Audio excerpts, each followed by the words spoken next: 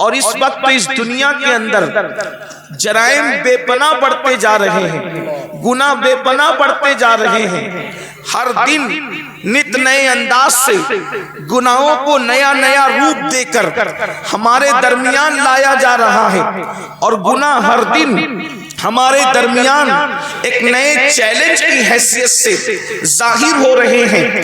کل تک مفکرین کہا کرتے تھے کہ گناہ ہمارے دروازوں پہ دستک دے رہے ہیں، لیکن اب گناہ ہمارے دروازوں پہ دستک نہیں دے رہے ہیں، بلکہ گناہ ہمارے گھروں کے اندر داخل ہو چکے ہیں، ہمارے شبستانوں میں داخل ہو چکے ہیں، بیڈ روم سے لے کر کے باورچی روم تک، اور اس کے بعد اللہ اکبر ہمارے ڈائننگ ہال تک گناہ ہی گناہ ہے۔ بیڈ روم میں جاؤ تو وہاں گناہ، کھانا پک رہا ہے تو وہاں گناہ، کھانا کھایا جا رہا ہے تو وہاں گناہ، شادیوں کی محفلیں تو وہاں گناہ، حتیٰ کہ میتوں میں بھی لوگ گناہوں سے محفوظ نہیں، مسجدوں میں بھی لوگ گناہوں سے محفوظ نہیں۔ اور اچھی طرح یاد رکھنا، جہاں گناہ ہے وہاں فنا ہے۔ اللہ اکبر، آبادیاں ویرانوں میں یوں ہی تبدیل نہیں ہوتی، بلکہ جب انسان گناہ کرتا ہے تو گناہ کی نحوست سے آبادیاں ویرانیوں میں تبدیل ہو جایا کرتی ہے۔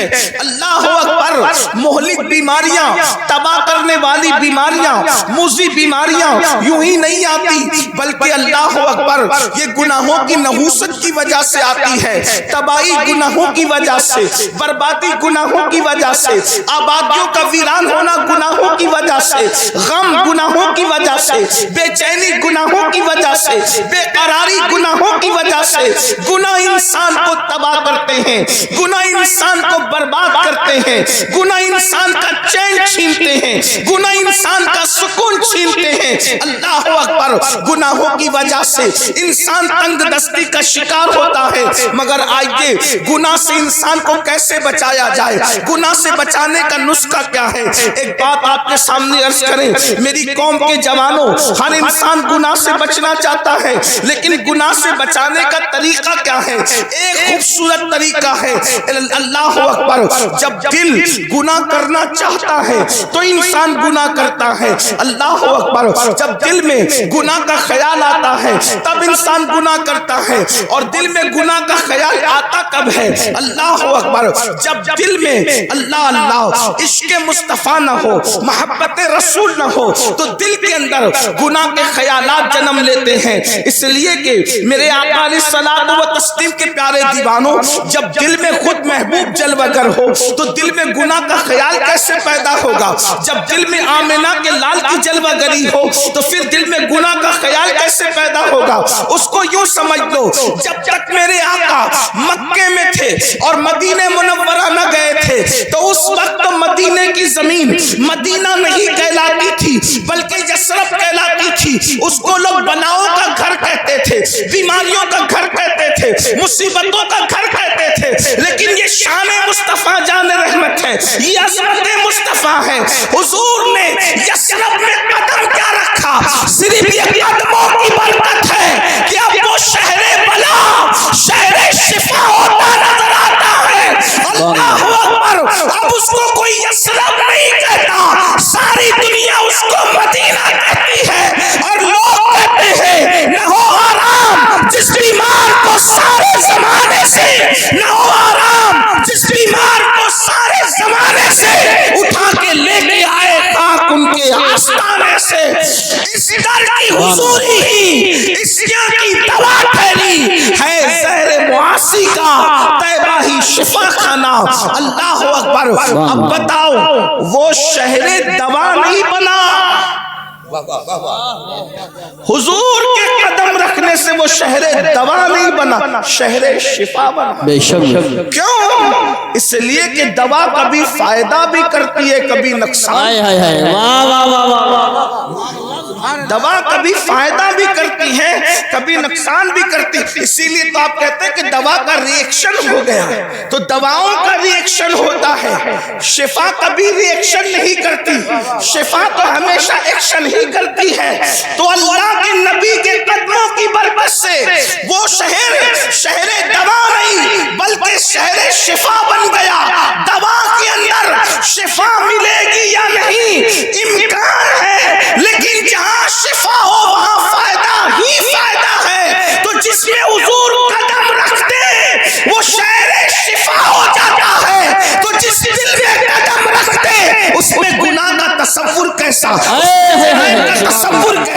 اس کے باپ کا تصور کیسا. اسی لیے امت کے مصلحین نے سب سے بڑی محنت اس بات پہ کی ہے کہ لوگوں کے دلوں میں عشق رسول پیدا کیا جائے, لوگوں کے دلوں میں محبت رسول پیدا کیا جائے. اور یہ محبت رسول نعرے والا نہیں صرف, یہ محبت رسول رسم والا نہیں صرف, بلکہ حقیقت میں لوگوں کے دل میں محبت پیدا کی جائے. اب یاد رکھیں, محبت اور عشق پیدا کرنے کے لیے اللہ اکبر ہم تھوپتے نہیں ہیں. پہلی بات یاد رکھنا, اے میری قوم کے جوانوں, ہم حضور کی محبت کو تھوپتے نہیں ہیں, بلکہ واللہ تاللہ باللہ حضور ہے ہی ایسے جو حضور کو سن لیتا ہے, جو حضور کو سن لیتا ہے, جو حضور کو دیکھ لیتا ہے, وہ حضور سے عشق کرنے پہ مجبور ہو جاتا ہے. اللہ کی کائنات میں اتنی عظیم ہستی کبھی پیدا نہیں ہوئی, کسی زمانے میں پیدا نہیں ہوئی. اللہ اکبر, دنیا میں لوگ بہت آئے, زمانے میں لوگ بہت آئے, مگر اللہ اکبر میرے نبی جیسا دنیا میں کوئی آیا بھی نہیں اور آ بھی نہیں سکتا. خدا نے ان جیسا کسی کو بنایا ہی نہیں. اللہ اکبر, کیا شان ہے مصطفیٰ جان رحمت کی. اللہ اللہ, پھر کہہ رہا ہوں, یہ محبت تھوپی نہیں جا رہی ہے, بلکہ واقعی حضور ہیں ہی ایسے, ان سے پیار کیا جائے, ان سے محبت کی جائے. ان کی شان کیا ہے. اللہ اکبر, دشمنوں نے سنا اور ان کے سامنے صحیح تعارف پیش کیا کر دیا گیا تو اللہ اکبر دشمن بھی پیار کرنے پہ مجبور ہو گئے. اللہ اللہ, آئیے میں آپ کو بتاؤں, لوگ یہ جو کہتے ہیں آج پوری دنیا کے اندر حضور کے خلاف جو مشن چلایا جا رہا ہے تاکہ لوگوں کو اللہ کے رسول سے بدگمان کر دیا جائے, یاد رکھنا یہ بدترین زبانیں منہ کے اندر ختم ہو جائے گی, لیکن مصطفیٰ جان رحمت کے خلاف کوئی تحریک نہ کامیاب ہوئی ہے نہ کبھی کامیاب ہو سکتی ہے.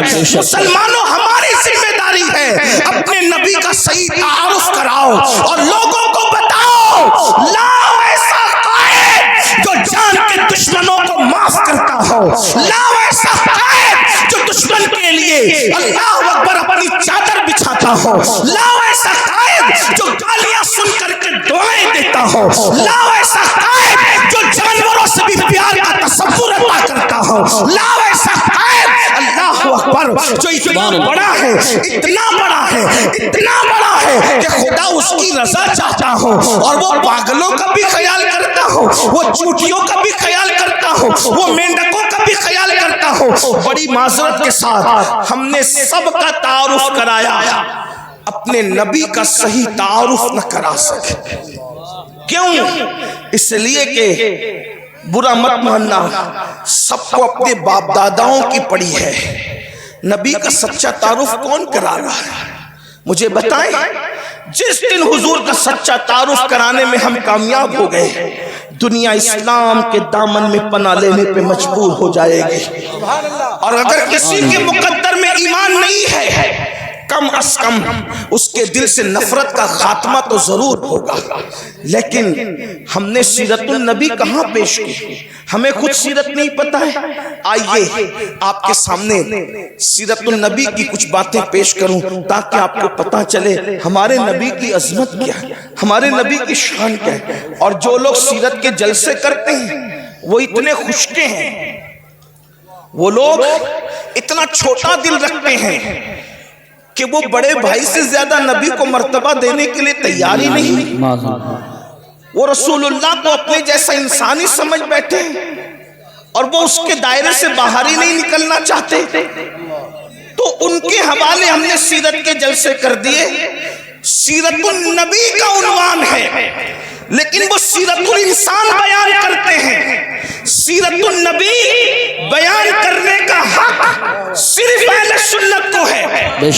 سیرت النبی بیان کرنے کا حق صرف اہل سنت کو ہے, اس لیے کہ سیرت الانسان الگ چیز ہے اور سیرت النبی الگ چیز ہے. سیرت النبی میں سیرت الانسان سمٹ آتی ہے, لیکن سیرت الانسان میں سیرت النبی کو آپ نہیں سمجھ سکتے, اس لیے کہ جو نبی ہوتا ہے وہ انسان ہوتا ہے مگر ہر انسان نبی نہیں ہوتا. اس لیے لوگ سیرت الانسان لے کر بیٹھے ہیں اور سیرت النبی کی ضرورت ہے. آپ کہیں گے سیرت الانسان میں اور سیرت النبی میں فرق کیا ہے؟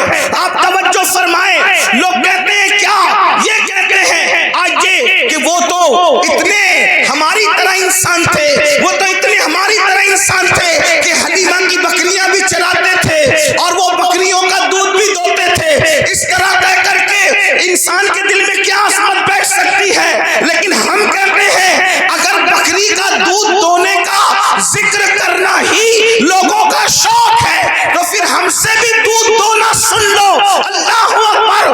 تم کہتے ہو کہ وہ بکری کا دودھ دوتے تھے، ہم بھی کہتے ہیں ہاں دوتے تھے، لیکن فرق کیا ہے؟ فرق یہ ہے کہ جب وہ ہجرت کے سفر میں صدیق اکبر کے ساتھ چلے، صدیق کو ساتھ لے چلے، افضل البشر بعد الانبیاء بالتحقیق صدیق کو اپنے ساتھ لے چلے، صدیق کو بھوک میں ستایا تو سرکار نے ایک جھوپڑے پہ نظر ڈالی اور فرمایا ابو بکر اس خاتون سے پوچھو کیا یہ ہماری میزبانی کر سکتی ہے؟ کیا یہ ہمیں اپنا مہمان بنا سکتی ہے؟ اللہ اکبر. صدیق اکبر اس بڑھیا کے جھوپڑے کے قریب گئے اور پوچھا میرے صاحب کہتے ہیں، یہ نہیں کہا میرے نبی کہتے ہیں، اس لیے کہ معاملہ راز میں رکھنا تھا. میرے صاحب کہتے ہیں کیا تو ہماری میزبانی کر سکتی ہے؟ کیا تو ہماری مہمانی کر سکتی ہے؟ اس بڑھیا نے کہا ساری بکریاں جنگل کو گئی ہیں، میں تمہاری کیا میزبانی کروں؟ ایک بیمار بکری پڑی ہوئی ہے اور وہ بانجھ ہے اور وہ کھڑی نہیں ہو سکتی ہے، وہ چلنے کے قابل نہیں، ورنہ وہ بھی جنگل جاتی، وہ بھی چرتی.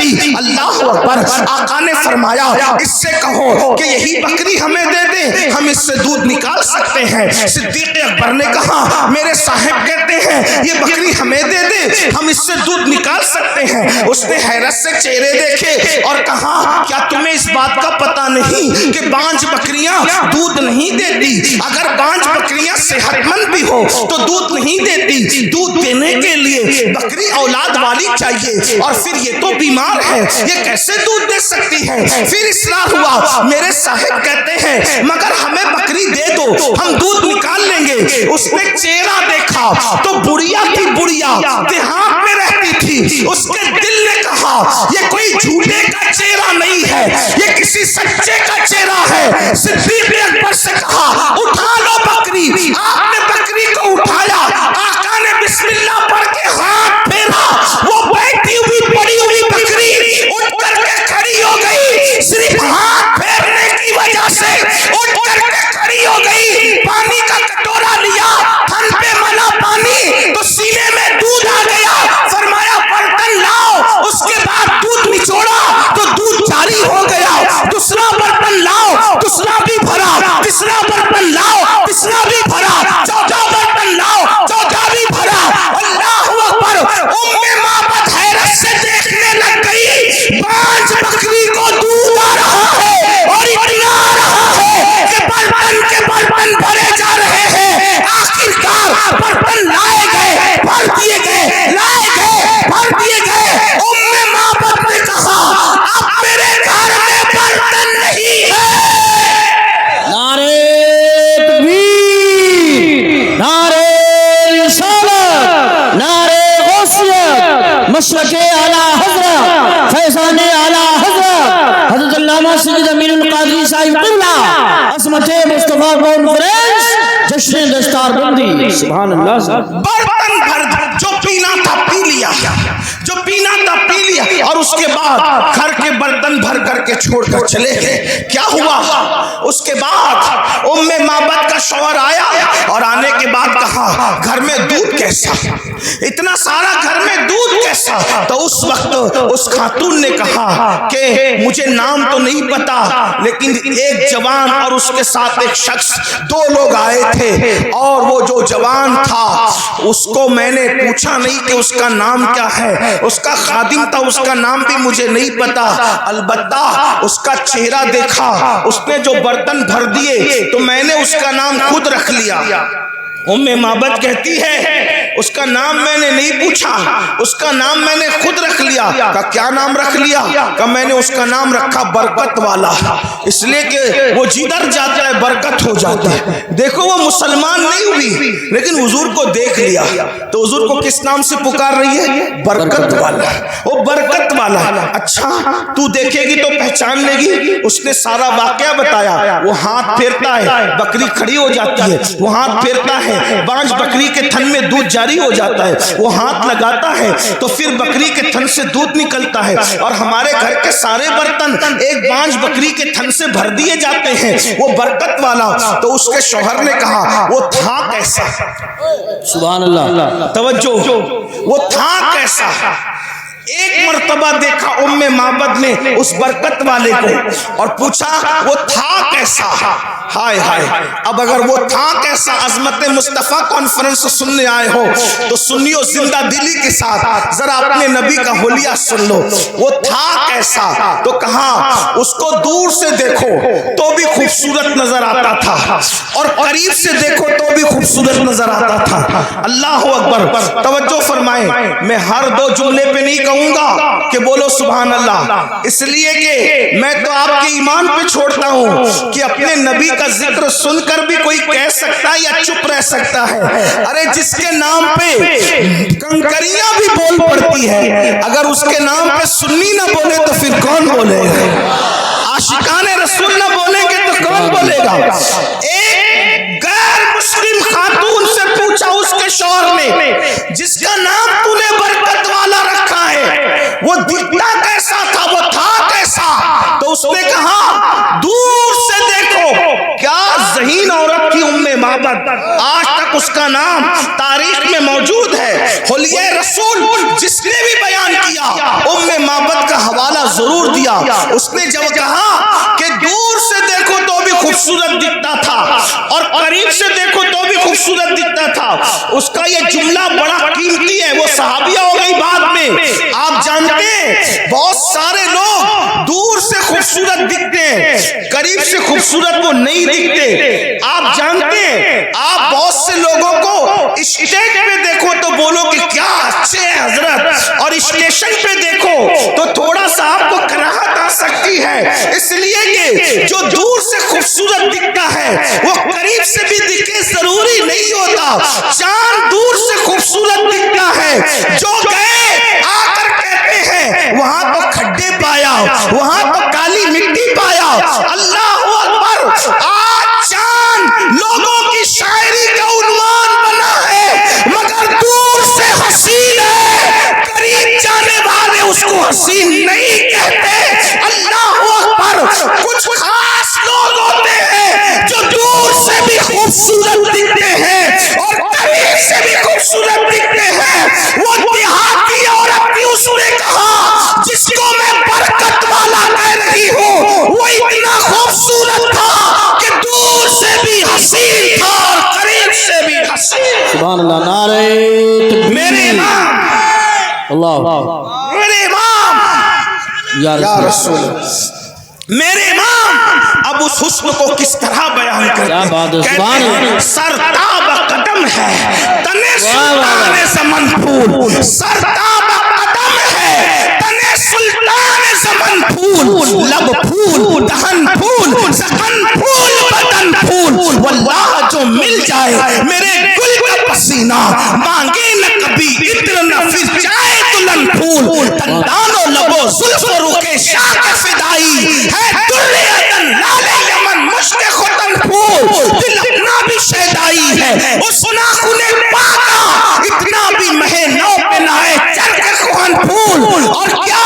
بات رضا اس چمنستان کرم کی، زہرا ہے کلی جس میں حسین اور حسن۔ سبحان اللہ، ماشاءاللہ، واہ واہ، نعرہ تکبیر، نعرہ رسالت، نعرہ غوثیت، مشرق اعلی حضرت، فیضان اعلی حضرت عبداللہ سید امین القادری صاحب قبلہ، علماء اہل سنت۔ سبحان اللہ، سبحان اللہ۔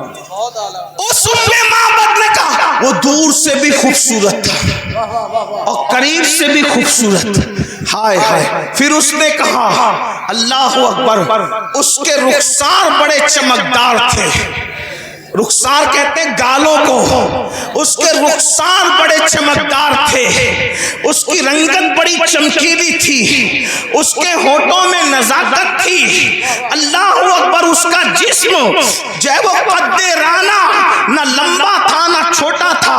حضور کے قد کے بارے میں حدیث میں آیا ہے حضور کا قد لمبا بھی نہیں تھا چھوٹا بھی نہیں تھا، لیکن کتنا بھی لمبا آدمی حضور کے بازو میں آ کے کھڑا ہو جاتا تو وہ حضور سے اونچا نہیں دکھ سکتا تھا. حضور پورے مجمع میں سب سے اونچے نظر آتے تھے. صحابہ کہتے حضور کتنے بھی اونچے کے سامنے کھڑے ہو جائے حضور ہی اونچے نظر آتے تھے. امام کہتے ہیں سارے اونچوں میں اونچا سمجھیے جسے ہے اس اونچے سے اونچا ہمارا نبی. سارے اچھوں میں اچھا سمجھیے جسے ہے اس اچھے سے اچھا ہمارا نبی. اللہ اکبر. حسن کھاتا ہے جس کے نرک کی قسم وہ ملی ہے دلارا ہمارا نبی. سبحان اللہ سبحان اللہ. ام معبد کہہ رہی ہے اللہ. ام معبد کہہ رہی نہ چھوٹے قد کا تھا نہ اونچے، اس لیے کہ چھوٹا ہو، کوئی چھوٹا ہو تو برا نہ ماننا، چھوٹا ہو تو بھی خوبصورت نہیں دکھتا زیادہ، اور لمبا ہو تو بھی بہت اچھا نہیں لگتا. میانہ قد. حضرت امیر خسرو کہتے ہیں حضور کا حسن بیان کرتے ہیں، کہتے ہیں پری پیکر نگارے سرو قد لالا رخسارے. پری پیکر نگارے. مجھے پتا ہے اس پر آپ کو بہت لوگوں کو سمجھ نہیں آئے گی، لیکن عشق سے سنو گے تو سب سمجھ آئے گا. پری پیکر نگارے سرو قد لالا رخسارے سراپا آفت دل بود شب چائے کے من بودم. اور میرے امام کہتے ہیں کمری نے گل ان کو کہا، سبحان اللہ، بلکہ بلبل نے گل ان کو کہا. ہر مخلوق اپنے سبجیکٹ پر ان کو دیکھ رہی ہے. کیا بلبل نے گل ان کو کہا، عمری نے سروے جا فضا، حیرت نے جھنجلا کر کہا یہ بھی نہیں وہ بھی نہیں. سبحان اللہ سبحان اللہ. بلبل کہہ رہا ہے یہ گل ہے، حضور کو دیکھ کے کہہ رہا ہے یہ گل ہے، اور قمری کہہ رہی ہے یہ سرو کا درخت ہے، یہ سرو ہے. ان کا قد اقدس سرو کے درخت کی طرح ہے، لیکن حیرت کو غصہ آ رہا ہے اور وہ کہہ رہی ہے نہیں نہیں وہ گل بھی نہیں ہے اور وہ سرو بھی نہیں ہے. کیوں؟ اس لیے کہ توجہ گل کیوں نہیں ہے، وہ گل کیوں نہیں ہے، سرو کیوں نہیں ہے؟ اس لیے کہ گل تو باغ میں ہوتا ہے، گل تو چمن میں ہوتا ہے، سرو تو باغ میں ہوتا ہے، مگر حضور کسی باغ میں نہیں بلکہ سارا باغ حضور میں. توجہ، حضور باغ میں نہیں ہے، حضور باغ میں نہیں، سارا باغ حضور میں. اور امام اس کو کتنی اچھے انداز سے بیان کرتے. لوگ کہتے ہیں آپ لوگوں کی گفتگو احمد رضا کے بغیر پوری کیوں نہیں ہوتی. ہم کہتے ہیں احمد رضا کی طرح کوئی بات بھی کرتا ہو 14ویں صدی میں تو اس کو بھی لا کر بتا دو، ہم اسی طرح بات کریں گے، اسی کو کوٹ کریں گے. کیسا بیان کیا اردو ادب کے اوپر 14ویں صدی میں میرے امام کا احسان ہے. لوگ تو اپنی لیلاؤں کی زلف اور رخسار کی باتوں میں الجھے ہوئے تھے. وہ احمد رضا ہے جس نے فن شاعری کو بھی کلمہ پڑھا کر مسلمان کیا. اسے احمد رضا کہتے ہیں، یہ کوئی مبالغہ نہیں ہے، حقیقت ہے. دیکھو کس طرح کی بات کی ہے. اللہ اکبر. توجہ فرمائے. کہتے ہیں وہ گل ہے لبہائے نازک ان کے. اب میں زمین والوں سے مخاطب نہیں ہوں، منبر پر اگر اہل علم کے ساتھ اہل عشق ہے تو میں ان کی بھی دعائیں چاہتا ہوں. احمد رضا کہتے کس کو ہیں؟ رضا بریلوی کہتے کس کو ہیں؟ کیا وہ گل ہے لبہائے نازک ان کے، ہزار جھڑتے ہیں پھول جن سے. وہ گل ہے لبہائے के फूल से कभी फूल नहीं झड़ते, بے شک फूल से कभी फूल नहीं झड़ते, लेकिन ये क्या लम्हा नाजुक फूल है कि वहां फूल से फूल झड़ रहे हैं। वो गुल है लम्हा नाजुक उनके हजार झड़ते हैं, फूल जिनसे गुलाब गुलशन में देखे बुलबुल, ये देख गुलशन गुलाब में। अगर पूरा गुलशन गुलाब में देखना हो तो ज़ात मुस्तफा जाने रहमत को देख लिया जाए। और कहते हैं उन्हीं की बू मायाए समन है, उन्हीं का जलवा चमन चमन है, उन्हीं से गुलशन महक रहे हैं, उन्हीं की रंगत गुलाब में है। और एक मकाम पर कहते हैं वही जलवा शहर बशहर है, वही असल आलमे दैर है, वही नैर है, वही बैर है, वही पाठ है, वही थार है। अल्लाह अकबर। तो मेरे आका अलैहिस्सलाम के प्यारे दीवानों, जिस वक्त उम्मे माबद ने बरकत वाले का हुलिया बयान किया, उसके शौहर ने कहा कितना हसीन है वो, कितना खूबसूरत है वो, कितना जमील है वो, एक झलक मैं भी देख लूं। वो गया किधर है तो पता बताया इधर को गया है। और बिल आखिर अपने शौहर को लेकर और अपनी फैमिली को लेकर उम्मे माबद पहुंची मदीने मुनव्वरा और लोगों से पूछती वो बरकत वाला कहाँ है, वो बरकत वाला कहाँ है, वो बरकत वाला कहाँ है। लोग कहते कौन बरकत वाला, कौन बरकत वाला। अब बता भी नहीं पाती कि कौन है, क्योंकि अपना नाम उसने अपनी मर्जी से खुद हुजूर का नाम रख लिया था बरकत वाला। लेकिन अल्लाह अल्लाह, अचानक बरकत वाला ढूंढ रही थी। सिद्दीक अकबर किसी काम से जा रहे थे, दिख गए, शौहर का वो देखो उसका साथी है, उस जवान का साथी वो शख्स है। वहां पहुंचे और पूछा अबू बकर सिद्दीक से वो तेरा बरकत वाला साहिब किधर है। आप मुस्कुरा पड़े, अच्छा आप मिलना चाहती हैं, ले करके गए। और उसके बाद जैसे ही पहुंचे उम्मे माबद के शौहर ने देखा और देख के कहा वल्लाह ये किसी झूठे का चेहरा नहीं, ये तो सच्चे का चेहरा है। और फिर कहा आप क्या कहते हैं, तो जो कहा कलिमा पढ़ के वो सब के सब मुसलमान हो गए। अंदाजा फरमाए मेरे आका अलैहिस्सलाम के प्यारे दीवानों, असल में हमें अपने बच्चों को हुजूर की अजमत बतानी होगी, हमें अपनी नस्लों को हुजूर की सीरत बतानी होगी। एक आखिरी बात इस उन्वान से करता हूं, फिर एंड की तरफ चलते हैं, जरा तवज्जो करना। देखो आजकल लोग अजीब अजीब सी बातें करते हैं, अजीब बातें लोग करते हैं। और ये जितनी बातें हो रही है गलत सलत क्यों हो रही है पता है? सिर्फ हसद, बुग़्ज़ में सिर्फ लोगों को हुक्मरानी का भूत सवार है दुनिया में, इसलिए लोग ऐसी बातें कर रहे हैं, लेकिन हकीकत से कोई ताल्लुक नहीं। हुजूर जितने अच्छे, सही सीरत पेश करो, कैसे हुजूर है देखिए, हुजूर की शान क्या है, हुजूर की सीरत क्या है। तवज्जो करो, ध्यान से सुनो, किसी को बताने काम आएगा। कहते हैं जब अल्लाह के रसूल अलैहिस्सलाम ने मक्के की सरजमीन पर नबूवत का ऐलान किया, ऐलान नबूवत किया, तो मक्के के घर घर में झगड़ा हो गया। ऐलान नबूवत से झगड़ा हो गया क्योंकि वो कुछ लोग गलती पर थे, उनके बच्चे सच्चाई पर आए, उन्हें दुख हुआ। सच्चाई को लोग जल्दी कबूल नहीं करते, सच्चाई कबूल करने में वक्त लगता है, लेकिन सच्चों को मेहनत करनी पड़ती है। सच्चाई कबूल करने में वक्त जाता है, सच्चों को मेहनत करनी पड़ती है, कुर्बानियां देनी पड़ती है। जब आप सच्चे हो तो आप मेहनत क्यों नहीं करते, आप कुर्बानियां क्यों नहीं देते, आप सीरतुन नबी को आम क्यों नहीं करते, पास पड़ोसियों को रसूलुल्लाह के वाकयात क्यों नहीं सुनाते, अपने बच्चों को हुजूर के वाकयात क्यों नहीं सुनाते।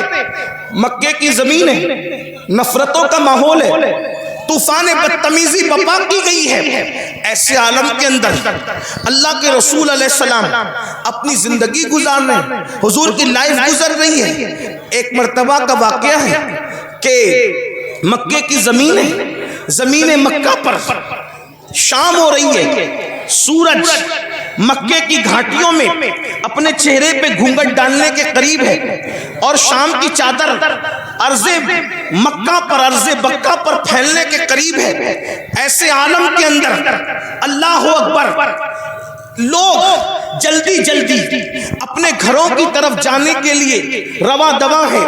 लोग इतनी जल्दी अपने घर पहुंचना चाहते हैं जैसे परिंदे घोंसलों की तरफ बढ़ते हैं। शाम के वक्त अहले मक्का अपने घरों की तरफ जा रहे हैं। ऐसे आलम के अंदर एक बूढ़ी औरत है, बूढ़ी औरत, वो दाएं बाएं देखती है, आगे पीछे देखती है। ऐसा लगता है वो किसी का इंतजार कर रही है, वो किसी की मुंतजिर है।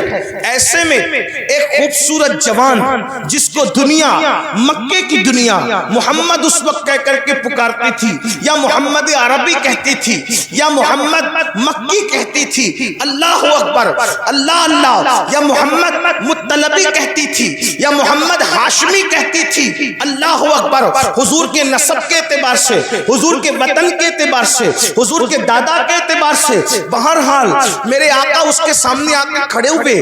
उस बुढ़िया से पूछा, बड़ी बी क्या बात है, क्यों परेशान हो, परेशानी की वजह क्या है? बुढ़िया कहती है, ए जवान, मेरा सामान नहीं बिका, और सामान नहीं बिका, शाम हो गई, लोग घरों को जा रहे, बाजार की रौनक खत्म हो रही है, खरीदी बिक्री करने वाले अब शाम के बाद बाजार नहीं आते, इसलिए मुझे घर जाना है, सामान बिका नहीं, मेरे पास कोई रकम नहीं कि कोई मेरा सामान उठाए तो उसको मैं एवज दूं, इसीलिए किसी को ढूंढती हूँ, कोई मेरी मदद करे। अल्लाह अकबर। मुसलमानों, ये तारीख के अनमिट नुकूश में मौजूद है। हुजूर ने उस बुढ़िया से कहा, बड़ी बी ला, मैं तेरा सामान उठा देता हूँ। उसका सामान उठाया, उसके पीछे पीछे चले, और उसके बाद जब उसका घर आया तो बुढ़िया ने कहा, यही मेरा घर है, सामान रख दो। सामान रखकर बड़ी मासूमियत से कहा, अच्छा बड़ी माँ मैं चलता हूँ। और बुढ़िया ने कहा, तू कितना अच्छा, मक्के की जमीन पर ऐसे लोग रहते हैं, इनमें तू कितना अच्छा, कितना प्यारा, कितना सादा। अल्लाह अकबर। मेरे पास रकम नहीं देने को, लेकिन तेरी प्यारी प्यारी सूरत देखकर मुझे तुझ पे प्यार आता है। सोचा रकम नहीं दे सकती, तो बुढ़िया से कहा, माई अगर तू मजदूरी नहीं दे सकती, मैं तो मजदूर भी नहीं हूँ, इंसानियत के नाते मैंने तेरे साथ एहसान किया है। बुढ़िया ने कहा, तूने मुझ पे एहसान किया, मैं तुझ पे एहसान करना चाहती हूँ। बड़ी अम्मा, कौन सा एहसान? चंद अल्फाज तेरे दामन में डाल दूं ताकि तुझे काम आए, मैं तुझे नसीहत करूं ताकि तुझे काम आए। अल्लाह अकबर। आका अलैहिस्सलाम ने मुस्कुराते हुए कहा, अच्छा माई बोलो, क्या नसीहत करती हो? उस बुढ़िया ने कहा, इस मक्के की जमीन पर मोहम्मद नाम का एक जवान है। तवज्जो करना मुसलमानों, कितना गलत प्रोपेगेंडे का नुकसान होता है, गलत प्रोपेगेंडे के भयानक नताइज क्या होते हैं, लेकिन गलत प्रोपेगेंडे को किस तरीके से खत्म किया जाता है ये अल्लाह के रसूल ने बताया है। अल्लाह अकबर, अल्लाह अकबर। उस बुढ़िया ने कहा, एक जवान है, उसका नाम मोहम्मद है, और वो अब्दुल मुत्तलिब का पोता है, अब्दुल्ला का बेटा है, अबू तालिब का भतीजा है। बेटा, उसने ऐसी बातें करनी शुरू की कि घर घर में झगड़ा हो गया, घर घर में फसाद हो गया, आपस में फूट पड़ गई, और लोग उसकी तरफ तेजी से जा रहे हैं। और बेटा, मैंने सुना है कि उसकी जबान में इतना असर है, उसकी जबान में इतनी तासीर है कि जो उसके करीब जाता है उसी का होकर रह जाता है, जो उसके करीब जाता है उस पर उसका भी जादू चल जाता है। बेटा, तू उसके करीब कभी मत जाना, तू उसके करीब कभी मत जाना, वरना उसका जादू तुझ पर भी चल जाएगा, तू उससे मुतासिर हो जाएगा। अल्लाह अकबर। अपने खिलाफ, अपने मुंह पर, अपने हवाले से बात सुनकर हुजूर को गुस्सा नहीं आया, हुजूर को जलाल नहीं आया। अल्लाह के रसूल ने क्या फरमाया, माई क्या तुमने मोहम्मद को देखा है? उसने कहा, नहीं देखा। क्या तुमने उनकी बातें खुद सुनी है? नहीं, मैंने नहीं सुना, लोगों से सुना। अब मेरे आका कितनी मासूमियत से कहते हैं, फरमाते हैं, बड़ी बी, जिस मोहम्मद की तुम मुखालफत कर रही हो, जिस मोहम्मद के खिलाफ तुम बातें कर रही हो, अगर मैं कह दूं कि वो मोहम्मद मैं ही हूं, तब तुम क्या करोगी? इतना सुनना था। वो जज्बात में आकर कहती है, वल्लाह अगर वो मोहम्मद तुम ही हो तो मैं भी तुम्हारा कलमा पढ़ के मुसलमान हो जाऊंगा। गौर फरमाए, अंदाजा फरमाए। फरमाएं, अल्लाह के रसूल अल्लाह के रसूल अलैहिस्सलाम अपने किरदार से, अपने अखलाक से, अपनी सीरत तैयबा से लोगों के दिलों को इस तरह से फतह किया। मेरे आका अलैहिस्सलातु व तस्लीम के प्यारे दीवानों, आज गुनाहों का सैले रवा खत्म करना है तो लोगों के दिल में इश्क पैदा कर, और इश्क रसूल पैदा करना है तो लोगों को हुजूर की सीरत तैयबा बताएं। क्योंकि जिस दिल में आका का इश्क पैदा हो, जिस दिल में हुजूर की मोहब्बत पैदा हो, जिस दिल में हुजूर का प्यार पैदा हो, उस दिल के अंदर गुनाह की मोहब्बत नहीं रहेगी, गुनाह का प्यार नहीं रहेगा। जिसने भी हुजूर से इश्क किया, जिसने भी हुजूर से प्यार किया, वो फिर गुनाहों के अंदर नहीं रह सका, वो गुनाहों के दलदल से बाहर निकला, वो जराइम के दलदल से बाहर निकला। हुजूर अलैहिस्सलाम का इश्क है ही ऐसा जो इंसान को गुनाहों के दलदल से निकाल कर नेकियों की शाहराह पर ला करके खड़ा करता है। आपको नहीं पता, मक्के के लोग माँ की गोद से शराब पीने के आदी थे, लेकिन जब उनके सीनों में इश्क मुस्तफा पैदा किया गया तो उन लोगों ने शराब के मटके तोड़ दिए। मेरे भाइयों, आज हम लोग इश्क मुस्तफा की खूब बात करते हैं, मोहब्बत रसूल की खूब बात करते हैं, लेकिन आप मुझे बताइए ना, अल्लाह अकबर, मेरे भाइयों आप मुझे बताओ, इश्क मुस्तफा की बात तो करते हैं, क्या हमारे सीनों में इश्क भी है, हमारे सीनों में मोहब्बत भी है? अल्लाह अकबर। हजरत सुलेमान अलैहिस्सलाम पर जो अल्लाह ने सहीफा उतारा था उसमें ये बात लिखी हुई थी, क्या लिखी हुई थी कि जिसको हम देखते हैं कि उसके दिल में हमारी मोहब्बत की बजाय गुनाह की मोहब्बत होती है उसके दिल में, तो हम अपनी मोहब्बत उससे छीन लेते हैं। अल्लाह अकबर। यानी जो गुनाह से प्यार करे उसके दिल में अल्लाह रसूल की मोहब्बत कभी जगह कर ही नहीं सकती। अब आप अपने दिलों को टटोलिए मेरे भाइयों, अपने सीनों को टटोलिए, क्या हमारे सीने में इश्क मुस्तफा है या फिर गुनाह की मोहब्बत है? याद रखिए, अगर हमारे सीने में गुनाह की मोहब्बत न होती तो हम लोग क्या चोरी करते? हम में से कोई चोरी करता? हमारी कौम के अंदर कोई चोर होता?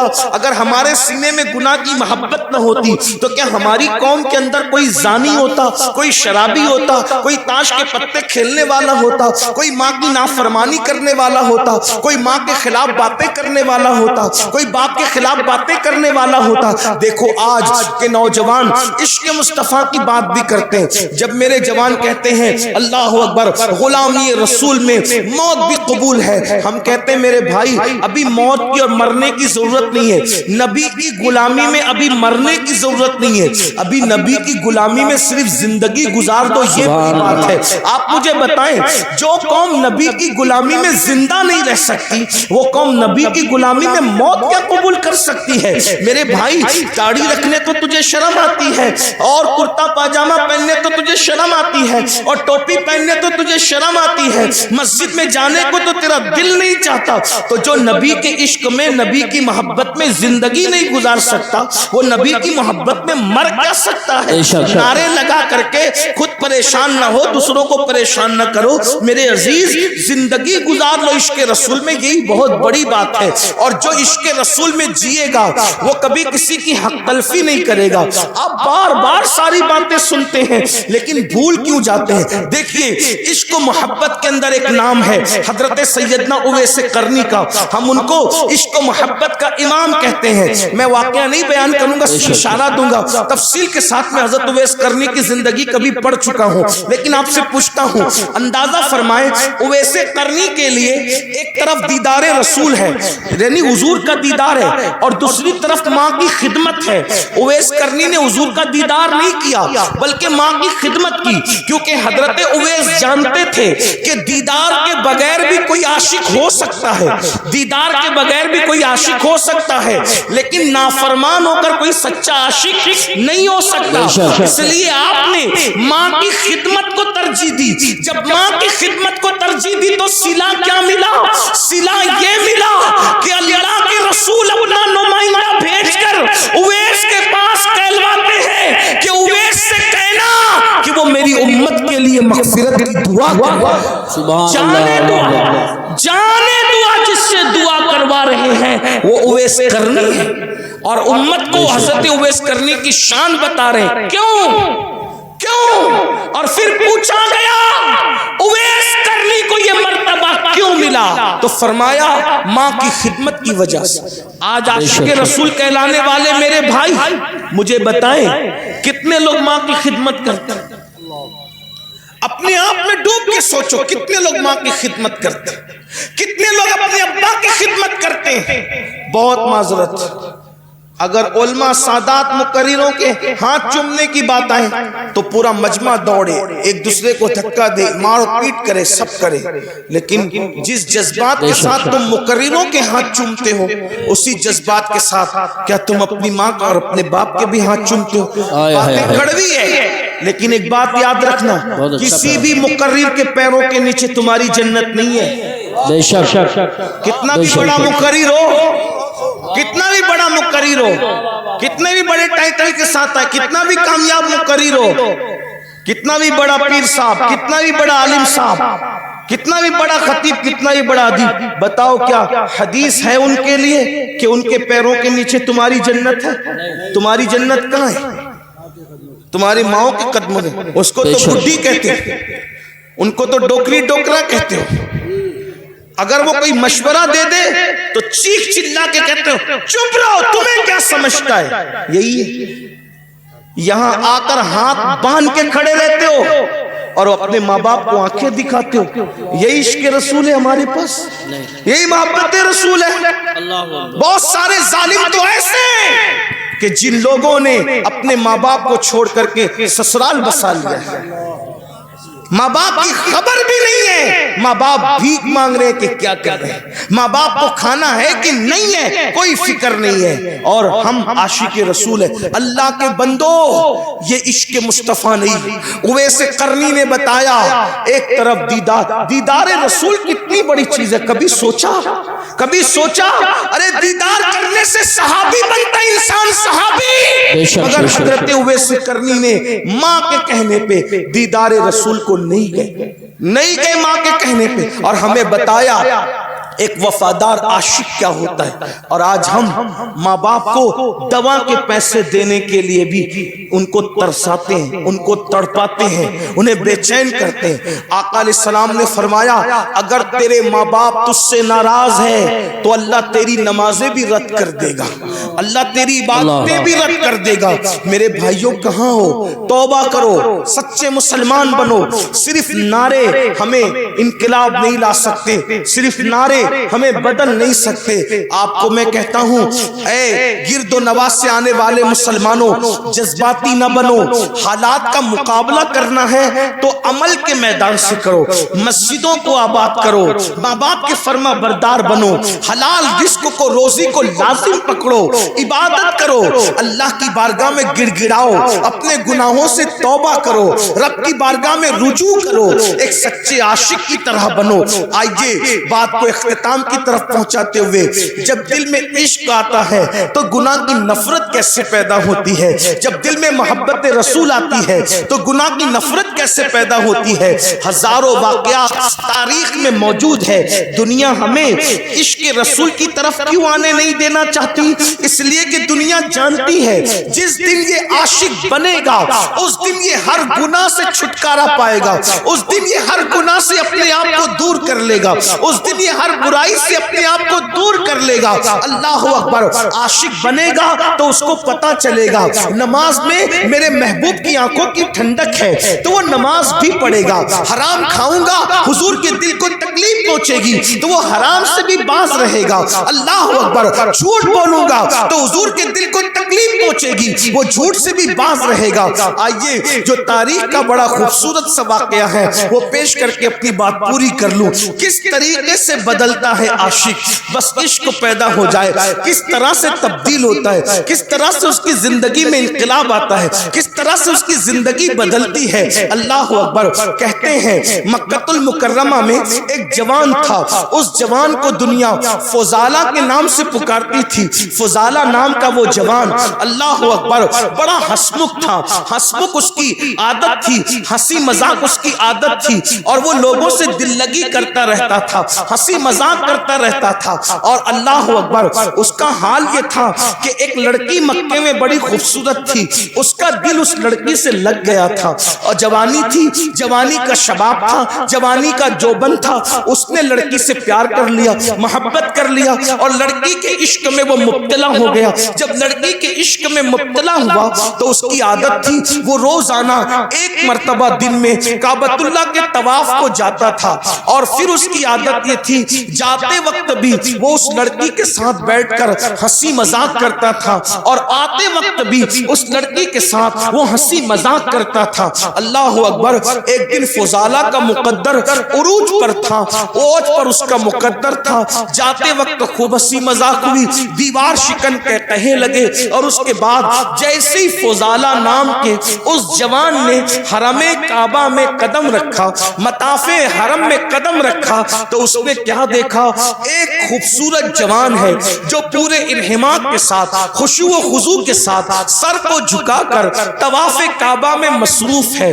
فضالہ نے غور سے دیکھا تو غور سے دیکھنے کے بعد سمجھ میں آیا یہ کوئی اور نہیں ہے, یہ تو محمد الرسول اللہ ہے, یہ تو مصطفیٰ جان رحمت ہے.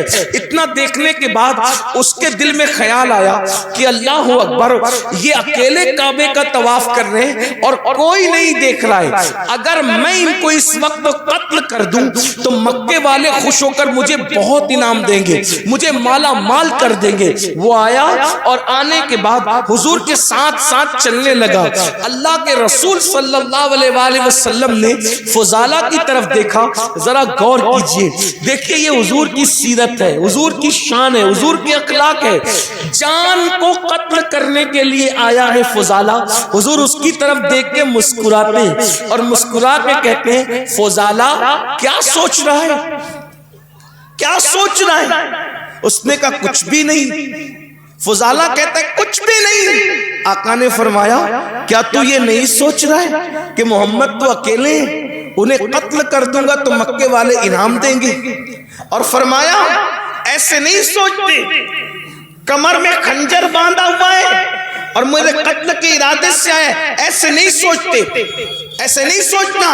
اور اس کے بعد اس کے سینے پہ ہاتھ مارا اور ہاتھ مار کے کہا اس طرح نہیں سوچتے. اس کا سینے پہ ہاتھ لگنا تھا, اس کی زندگی بدل گئی, سبحان, زندگی بدل. اور اس نے کہا یہ کتنا عظیم انسان ہے, یہ میرے سینے کے راز بھی جانتا ہے, میرا کمر کا خنجر بھی جانتا ہے. قدم پکڑ لیے, مجھے بھی کلمہ پڑھائیے, مجھے بھی مسلمان کیجئے, اسلام میں داخل کر لیجئے. حضور نے کلمہ پڑھایا, اسلام میں داخل کر لیا.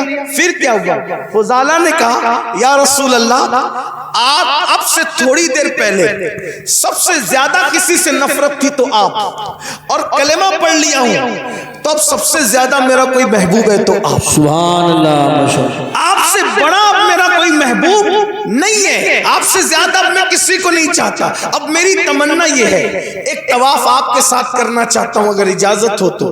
حضور ایک طواف, اور فضالہ حضور کے ساتھ طواف کرنے لگے.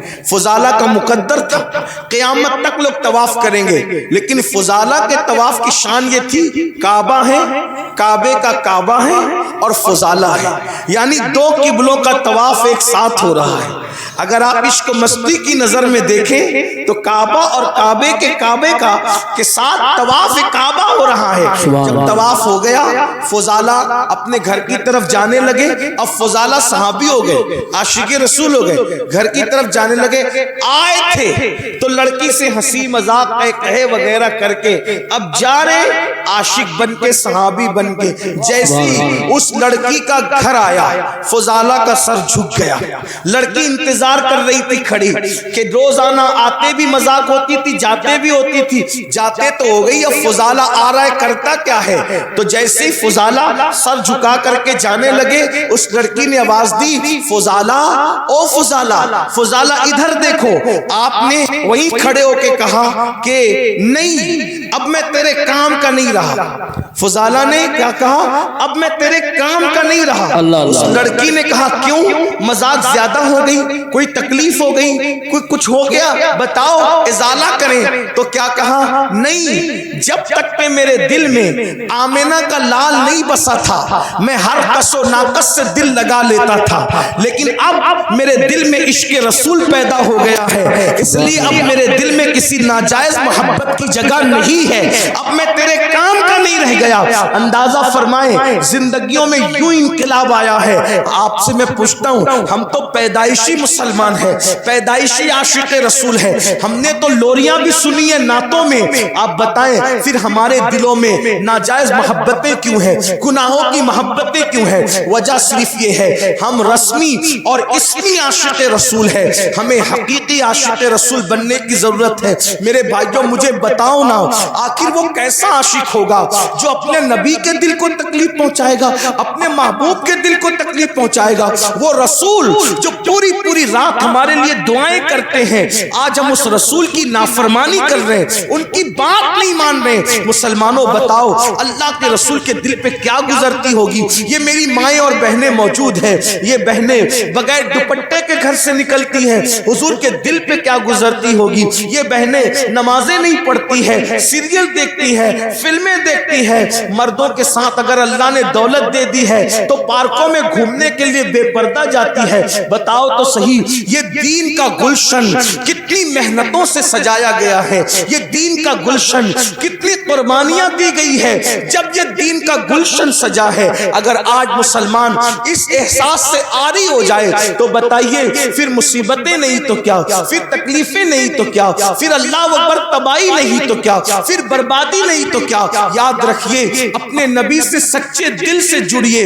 جو رسول اللہ سے سچی محبت کرتا ہے وہ کثرت سے اپنے نبی کا ذکر کرتا ہے، اس کی پہلی نشانی ہے وہ کثرت سے اپنے نبی کا ذکر کرتا ہے. بتائیے کیا ہم اپنے آقا کا ذکر کثرت سے کرتے ہیں؟ ارے کثرت تو جانے دیجئے، کئی کئی دن ہو جاتے ہیں ہم کلمہ بھی نہیں پڑھ پاتے. بتائیے یہ حال ہے، پوری پوری زندگی قرآن کو ہاتھ بھی نہیں لگاتے.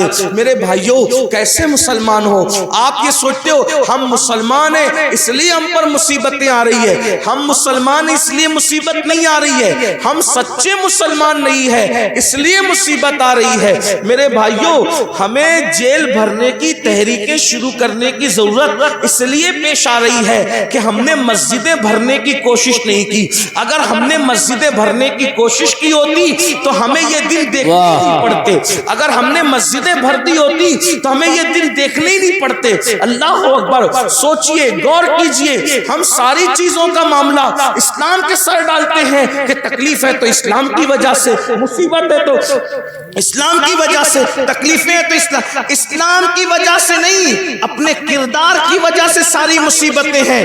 اسلام تو آپ کو عزت دینے آیا تھا، اسلام نے کسی کو ذلیل نہیں کیا، اسلام تو عزت دینے آیا تھا، اسلام تو وقار دینے آیا تھا، اسلام تو شان دینے آیا تھا. ایک نام بتا دو، بس بات ختم کرتے ہوئے کہہ رہا ہوں، اس مجمع میں اگر کوئی تاریخ کا طالب علم ہے، کوئی پڑھا لکھا ہے تو میں اس کو چیلنج کرتا ہوں، مجمع کو نہیں پوری دنیا کو چیلنج کرتا ہوں، ایک نام ایسا بتا دو جو سچا مسلمان ہوا ہو اور اسلام کی وجہ سے وہ ذلیل ہو گیا ہو. ایک نام مجھے بتاؤ، صرف ایک نام مجھے بتاؤ جو اسلام کی وجہ سے ذلیل ہوا ہو. اللہ اکبر، آپ تو بڑے مشہور واقعات سننے کے عادی ہیں نا، آپ کو بہت سارے واقعات یاد ہیں نا. مجھے بتاؤ اسلام کا دامن پکڑ کر اسلام کی وجہ سے کوئی ذلیل ہوا ہو تو بتا دو. اسلام کی وجہ سے کوئی ذلیل نہیں ہوا. اگر اسلام کی وجہ سے کوئی ذلیل ہوتا تو پہلے نمبر پر مسلمان ہونے والے ابو بکر صدیق ذلیل ہوتے، لیکن وہ ذلیل نہیں ہوئے. ان کو کتنی عزت ملی. اگر وہ ٹاٹ پہن لے تو جبریل بھی ٹاٹ پہنتے نظر آتے اور آسمان کے فرشتے ٹاٹ پہنتے نظر آتے. اگر اسلام کی وجہ سے کوئی ذلیل ہوتا تو عمر ابن خطاب ذلیل ہونا چاہیے تھا، عثمان غنی کو ذلت ملنی چاہیے تھی، مولا علی کو ذلت ملنی چاہیے تھی، مگر تاریخ گواہ ہے ان میں سے کسی کو ذلت نہیں ملی. جب انہوں نے اسلام کا دامن پکڑا اللہ نے ان کو ایسی عزتیں عطا فرمائی کہ اللہ اکبر، عرب کے بوریا نشین قیصر و کسریٰ کے تاجدار بنتے ہوئے نظر نظر آئے تو پتا چلا آپ کی ہماری سوچ کیا پتا ہے؟ کپڑے سے عزت ملتی ہے، موبائل سے عزت ملتی ہے، اور اس کے بعد اچھی بائک سے عزت ملتی ہے، اور شیونگ کرانے سے عزت ملتی ہے. یہ سب بھوت سوار ہے، اس لیے ذلیل ہو رہے ہو. لیکن یاد رکھنا عزت صرف اسلام سے ملتی ہے. اگر آپ اجازت دیں تو تاریخ کا ایک خوبصورت واقعہ پڑھ کے بات پوری کر لوں. عزت اسلام کپڑوں سے نہیں، عزت اسلام سے ملتی. آپ نے سنا ہے، بہت بار سنا ہے، سن لے اس کو. کیا تاریخ ہے.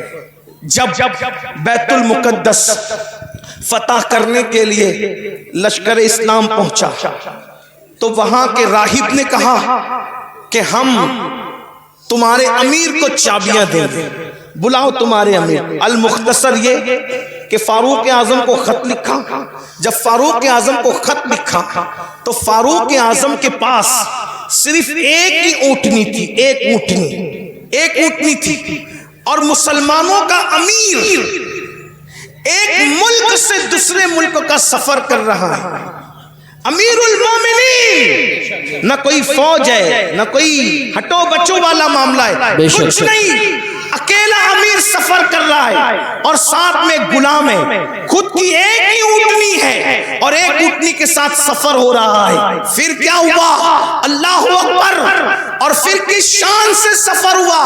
آپ نے فرمایا اپنے غلام سے، دیکھو تھوڑی دیر میں بیٹھوں گا، تھوڑی دیر تم بیٹھو گے. اور اللہ اکبر، دنیا نے یہ تاریخ کے اندر یہ اوراق گواہ ہے، دنیا نے یہ موقع بھی دیکھا کہ امیر المومنین اپنے غلام کو اونٹنی پہ بٹھا کر خود اللہ پیدل چلتے نظر آئے. اور اللہ کی شان یہ، جس وقت تو منزل پر پہنچے تو باری غلام کی تھی اور سیدنا فاروق اعظم نکیل پکڑ کر کے چل رہے تھے. اور حالت یہ تھی اس وقت امیر المومنین کے بدن پر جو جبہ تھا اس پہ پیون لگا ہوا تھا، اور جو موزے پہنے تھے وہ ایڑی کے پاس سے پھٹے ہوئے تھے. جس وقت نالا آیا آپ نے سوچا پھٹے ہوئے موزوں میں پانی بھر نہ جائے تو موزے اتار کر آپ نے گردن پہ ڈال لیے. اور اس کے بعد جب نکلے تو حضرت خالد ابن ولید اور ابو عبیدہ ابن الجراح کان میں باتیں کر رہے تھے. امیر المومنین یہ کیا کر رہے ہیں؟ ارے موزے پیر میں تھے تو پھٹا پن چھپا ہوا تھا. اتنے لوگ استقبال کے لیے آئے ہیں، مسلم بھی ہے، غیر مسلم بھی ہے، یہودی بھی ہے، عیسائی بھی ہے، مشرک بھی ہے، سب دیکھنے آئے کہ مسلمانوں کا امیر کیسا ہے. اور انہوں نے پھٹے ہوئے موزے کندھے پہ ڈال لیے، غلام کو بٹھا دیا. لوگ استقبال کرنے کے لیے آگے بڑھے. ان کو یوں لگا کہ جو نکیل پکڑ کے چل رہا ہے وہ غلام ہے اور جو سواری پہ بیٹھا ہے وہ امام ہے. لیکن جب استقبال کے لیے لوگ آگے بڑھے جو نہیں پہچانتے تھے تو خالد ابن ولید اور ابو عبیدہ ابن الجراح نے کہا وہ آقا نہیں ہے ہمارا، یہ ہمارا امیر تو یہ ہے جو نکیل پکڑ کے چل رہا تھا. تو لوگوں نے پوچھا اس کو کیا ہو گیا؟ تو تب بتایا گیا ان کی ملکیت میں ایک ہی اونٹنی تھی اور غلام کو ساتھ لائے. تو انصاف کا تقاضا یہ تھا کہ جتنی دیر یہ بیٹھیں گے اتنی دیر غلام بھی بیٹھے گا، اور جتنی دیر غلام پیدل چلے گا اتنی دیر یہ پیدل چلیں گے. اور باری اس کی تھی. اللہ اکبر. چپکے سے کسی جوان نے کان میں کہا امیر المومنین اتنے لوگ استقبال کے لیے آئے ہیں، پیون والا جبہ پہنا ہے، پھٹا ہوا موزہ کندھے پہ ڈال لیا ہے، آپ نے کیا کیا؟ تو آپ نے غصے میں کنکر اٹھائے اور اٹھا کر کے ان پہ مارتے ہوئے فرمایا کہا حضور علیہ السلام کے پردہ فرمانے کو ابھی ایک صدی بھی نہیں بیتی اور تم اتنی جلدی تمہاری سوچ بدل گئی، اتنی جلدی تمہاری فکر بدل گئی، اتنی جلدی تمہارے خیالات بدل گئے. فرمایا واللہ ہمیں عزت کپڑوں کی اور سواری کی وجہ سے نہیں ملی ہے، ہمیں عزت اسلام کی وجہ سے ملی ہے، نبی کی وفاداری کی وجہ سے ملی ہے. جب تک ہم اسلام کا دامن پکڑے رہیں گے اور حضور سے وفاداری کرتے رہیں گے اس وقت تک اللہ ہمیں عزت عطا فرماتا ہے. آپ مجھے بتائیں اللہ اکبر. جب چابیاں دی گئی تو ساتھ ہی ساتھ وہ عیسائی مسلمان بھی ہوئے اور کہا عمر اگر لاؤ لشکر کے ساتھ آتے تو صرف چابیاں دیتے، لیکن عمر تم اسلام کی سادگی کے ساتھ آئے ہو تو ہم نے چابیاں بعد میں دی ہے، پہلے ہم نے تمہیں اپنی اپنا دل دے دیا ہے اور وہ کلمہ پڑھ کے مسلمان ہو گئے. مسلمانوں بتاؤ آج جتنی دلچسپی بائک میں لیتے ہو, جتنی دلچسپی اچھے کپڑے میں لیتے ہو, جتنی دلچسپیاں اچھے قیمتی جوتوں میں لیتے ہو, جتنی دلچسپیاں ہٹو اور بچوں میں لیتے ہو, اتنی دلچسپی اسلام پر عمل کرنے میں لو. پھٹے کپڑے پر بھی تمہیں عزت ملے گی, اللہ اکبر, پیدل چلنے پر بھی تمہیں عزت ملے گی, تمہیں وقار ملے گا. غربت کے باوجود بھی دنیا تمہارے قدموں میں اپنا سر رکھنے پہ مجبور ہو جائے گی. اللہ اللہ, مجھے بتاؤ سرکار غریب نواز کے پاس کون سی دولت تھی, کون سی حکومت تھی, کون سی طاقت تھی, مگر خلجی سے لے کر اکبر اعظم تک سب غریب نواز کے قدموں میں اپنا سر رکھ کر کے بتا رہے ہیں اللہ اکبر. بادشاہ شان والا نہیں ہوتا, جس کے پاس دین ہوتا ہے وہ شان والا ہوتا ہے. اس لیے یہ دماغ سے بھوت نکال دو, بیٹھ کے پانی پیئیں گے تو ذلیل ہوں گے, ایئرپورٹ پر نماز پڑھیں گے, سفر میں نماز پڑھیں گے, اللہ اکبر, تو ذلیل ہوں گے. نہیں, مسلمان سچے نہیں ہے اس لیے ذلیل ہو رہے, اور زمین پہ ذلیل ہو رہے ہو, زمین کے اندر بھی ذلیل ہونے کے لیے تیار رہو. اس لیے سچے مسلمان بنو. دین کا دامن جس نے پکڑ لیا اس کو عزت ہی ملی, اس کو کامیابی ہی ملی, اسے وقار ہی ملا. آج کی اس محفل میں آپ کو پیغام دیا جاتا ہے, دین کو سینے سے لگاؤ, قرآن کی تعلیم کو عام کرو. دستار بندی کا جلسہ ہے, قرآن کی تعلیم کو عام کرو. اپنے بچوں کو اتنا علم دو کہ تمہارے بچے فرض علوم کیا ہے, ایمان کیا ہے, کفر کیا ہے, دین کیا ہے, دین کے خلاف کیا ہے, سب تمہارے بچوں کو آنا چاہیے. ہمارے بچوں کو تو کلمہ بھی نہیں آتا, ہمارے بچوں کو تو غسل کرنا بھی نہیں آتا, ہمارے بچوں کو تو استنجا کا طریقہ بھی نہیں آتا. اس لیے جتنے علوم فرض ہے, ایک مسلمان کو جتنا علم سیکھنا فرض ہے, اتنا علم اپنے بچوں کو دو, اپنی بچیوں کو دو. اور ساتھ ہی ساتھ دنیاوی تعلیم پر بھی محنت کرو. 10ویں اور 12ویں سے اپنے بچوں کو بچیوں کو ڈراپ آؤٹ مت کر لو, اٹھا مت لو, بلکہ اپنے بچوں کو اپنی بچیوں کو اعلیٰ تعلیم دو, دنیاوی تعلیم, اعلیٰ تعلیم دو. اتنی اچھی تعلیم دو کہ آپ کے بچہ, کوئی بھی بچہ ڈگری کے بغیر نہ رہنے پائے. ہر بچے کو ڈگری دو. آپ کہتے ہیں نوکری نہیں ملتی, ہم نوکری کے لیے بچوں کو نہیں پڑھاتے, ہم اچھا انسان بنانے کے لیے بچوں کو پڑھاتے ہیں. اپنے خرچے کم کرو, اپنے اخراجات کم کرو. ہر محفل کا ہمارا پیغام یہ ہے, علم پہ محنت کرو. اور ایک پیغام یہ بھی ہے, شادیوں میں لاکھوں کروڑوں خرچ کرنے کی بجائے وہ لاکھوں روپے جو وہ اسکول کالجز بنانے پہ خرچ کرو.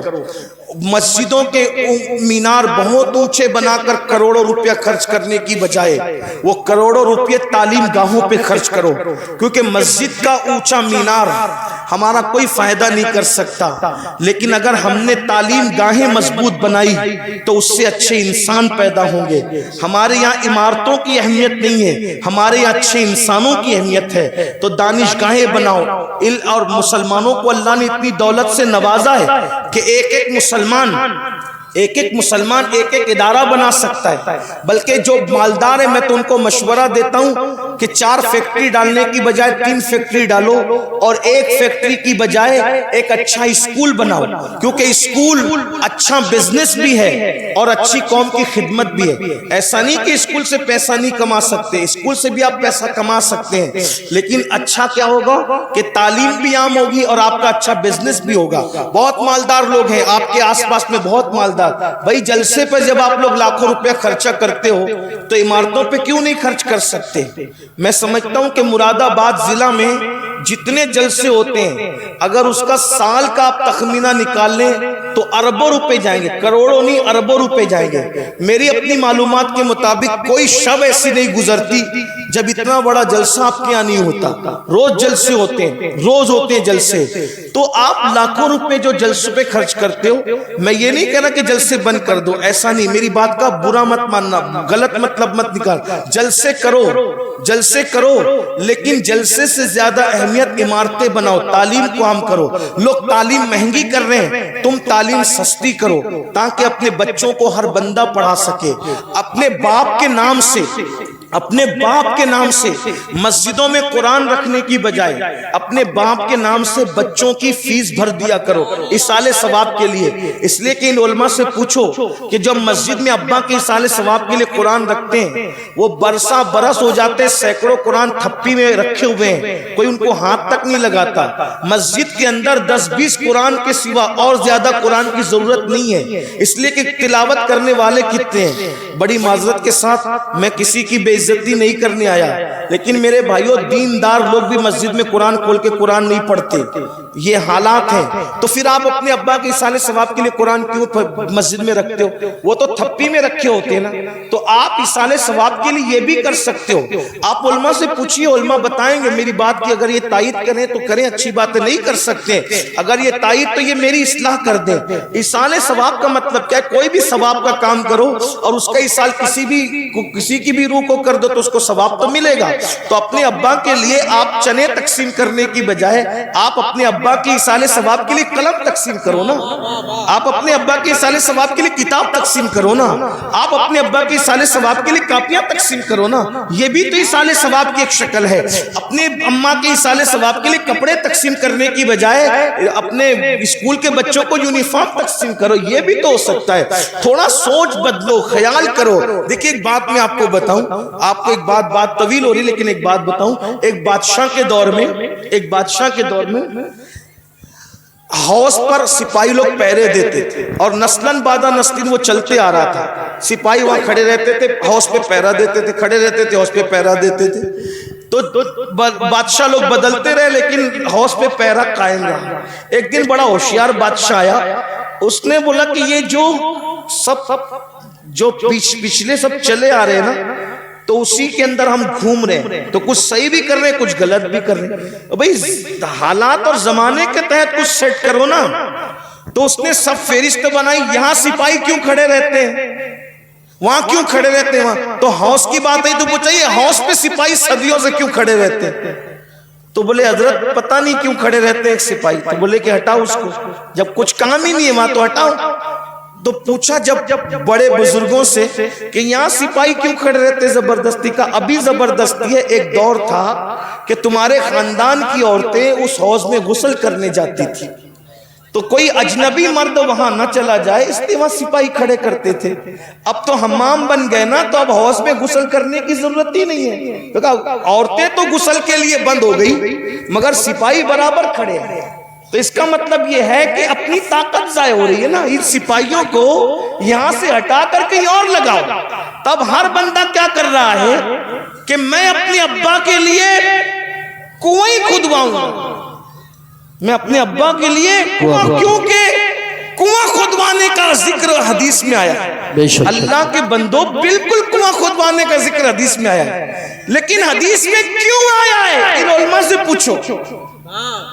حدیث میں کیوں آیا ہے ان علماء سے پوچھو. تو کہا کیوں آیا ہے بھائی, اصل میں حدیث میں اس لیے آیا کہ اس دن جس دن حضرت سعد نے پوچھا تھا کہ میری ماں کا انتقال ہو گیا, میں اس کے ایصال ثواب کے لیے کیا کر سکتا ہوں, تو اس وقت تو مدینے والوں کو پانی کی بہت ضرورت تھی. توجہ ہے آپ کی, اس وقت تو مدینے والوں کو پانی کی بہت ضرورت تھی. تو جس کی ضرورت تھی حضور نے اس کی طرف ان کی توجہ دلائی اور فرمایا ضرورت پانی کی ہے تو کنواں کھدوا دو. کنواں کھدوانا مقصود نہیں تھا, ضرورت پوری کروانا مقصود تھی. تو ایصال ثواب کا معاملہ سمجھ میں آیا, معاملہ کنویں کا نہیں ہے. ہمیں اشارہ دیا گیا اگر ایصال ثواب کرنا ہے تو قوم کو جس کی ضرورت ہے اس کے ذریعے سے ایصال ثواب کرو, تاکہ تمہارے باپ داداؤں کو ثواب بھی مل جائے اور قوم کی ضرورت بھی پوری ہو جائے. اب بات سمجھ میں آئی. تو اس وقت تو کنویں کی ضرورت تھی, آج ہماری قوم کو تعلیم کی ضرورت ہے. کسی دور میں قوم کو روٹی کی ضرورت تھی, آج ہماری قوم کو یونیفارم کی ضرورت ہے کہ بچوں کا اسکول کا یونیفارم ہم تقسیم کریں لباس کی شکل میں. کل ہمارے جو ہے وہ لوگوں کو پان یا چنے کی ضرورت تھی تو بزرگوں نے وہ تقسیم کرایا, آج ہمارے بچوں کو قلم کی ضرورت ہے, اس لیے یہ تقسیم ہونا چاہیے. مطلب یہ ہے کہ ایصال ثواب کا جو تصور ہے وہ قوم کی ضرورت ضرورت کے مطابق ہے، اس لیے جیسی ضرورت ہے ویسے کے مطابق کرو۔ یہ میں نے ایک اپنا چھوٹا سا جو وہ کوشش کر کے ایک مطالعہ پیش کیا ہے۔ یہ صحیح بھی ہو سکتا ہے اور یہ غلط بھی ہو سکتا ہے۔ اگر صحیح ہے تو من جانب اللہ ہے، اور اگر غلط ہے تو میرے نفس کی شرارت ہے۔ اس پر میں اللہ کی بارگاہ میں توبہ کرتا ہوں، لیکن آپ سے اتنا ضرور کہتا ہوں، اپنے بچوں کو پڑھاؤ اور بہت پڑھاؤ، تعلیم کے لیے بہت محنت کرو۔ 8 گھنٹہ نہیں، اگر 16 گھنٹہ محنت کرنا پڑے تو آپ محنت کرو، لیکن کسی بچے کو ان پڑھ مت رہنے دو، جاہل مت رہنے دو، خوب پڑھاؤ۔ اگر لوگوں کے کندھے سے کندھا ملا کر جینا ہے، لوگوں کے کندھے سے کندھا ملا کر کھڑے ہونا ہے، لوگوں کے ساتھ ساتھ چلنا ہے، تعلیم کے بغیر نہیں چل سکتے۔ تعلیم حاصل کر کے لوگوں کی ضرورت بن جاؤ، لوگوں کی ضرورت بن جاؤ، لوگوں کے پیچھے تم کو پھرنا نہ پڑے۔ اتنی صلاحیت پیدا کر لو لوگ تمہارے پیچھے پیچھے پھریں، اور کوشش کرو گے تو کوئی مشکل نہیں ہے، کوئی بعید نہیں ہے۔ ہر دور میں مسلمان علم کا امام ہوا ہے، اس دور میں بھی یہ مسند آپ کو سنبھالنی ہے۔ ماؤں سے کہتا ہوں غربت کا بہانہ نہ کرو، تم حوصلہ کرو گی، اپنے شوہر کا ساتھ دو گی تو تمہارا شوہر تمہارا ساتھی بن کر بچوں کو آگے پڑھائے گا۔ اللہ پاک سے دعا کرتا ہوں، اللہ سب سے پہلے مجھے آپ سب کو عمل کی توفیق عطا فرمائے۔ گفتگو کے درمیان اگر کوئی غلطی ہو تو اللہ پاک معاف فرمائے۔ استغفر اللہ ربی من کل ذنب واتوب الیہ وما علینا الا البلاغ۔ السلام علیکم ورحمۃ اللہ۔